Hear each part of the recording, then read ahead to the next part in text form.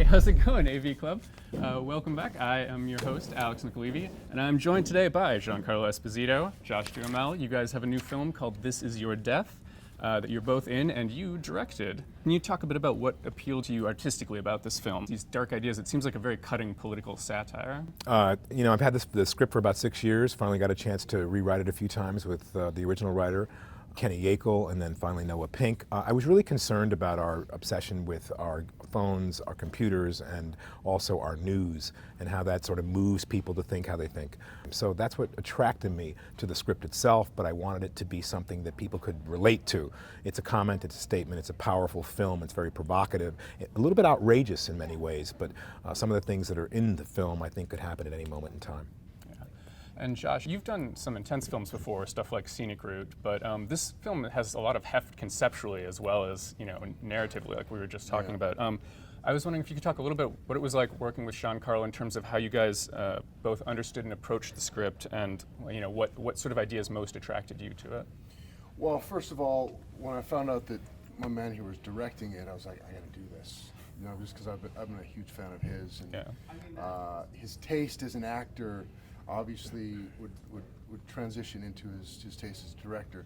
And it's true, it was an amazing experience for me to work on this movie, but I just loved the content of the movie too, what it had to say.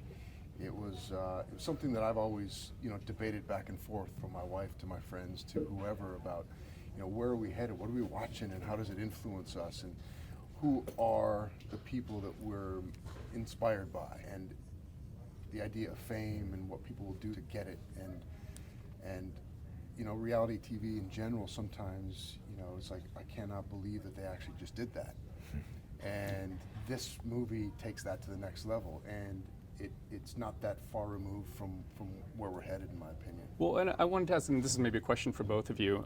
In particular, Giancarlo, I'm wondering if working on Bob Roberts sort of inspired you in some ways when you were doing this. I do love that film, but my inspirations for this, the correlations that I just drew from my mind, not in study of film, because I'm not a filmophile, I want to do original work, was A Face in the Crowd came to me immediately. A wonderful performance by Andy Griffin, which is what led me to Josh Duhamel, because I didn't know who could play this character. But I was very interested in people who, and my audience, I feel like, are people who are the working class people who voted in a certain way this year, who were mad as hell and didn't want to take it anymore. That's a very diplomatic way to put that. Yeah. So, but I feel like unless we stand up, in other countries people stand up, they get out there, they do the town halls, they protest, and sometimes it leads to violence. But we have the opportunity to change things through our voice. So what we realized this year was we were complacent.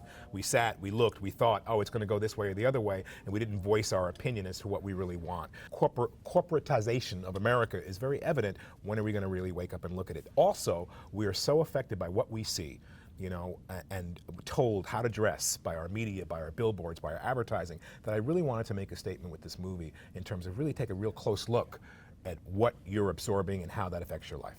It sounds like you're definitely not pissed off at all about the state of affairs in the country right now. No, we can be pissed off, but then we can also have a grace and a calm about us that say all is well, because one thing I believe has to happen, has to crash before it can grow, right? We got to really realize it's broken, and it's broken for certain reasons. So it doesn't matter who the guy is, it matters who the guy or the gal is for us personally. So to be pissed off is one thing, that's to be angry, and that is emotional.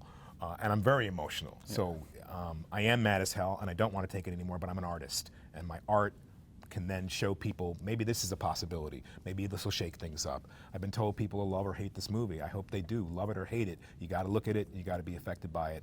And that's what we do as artists.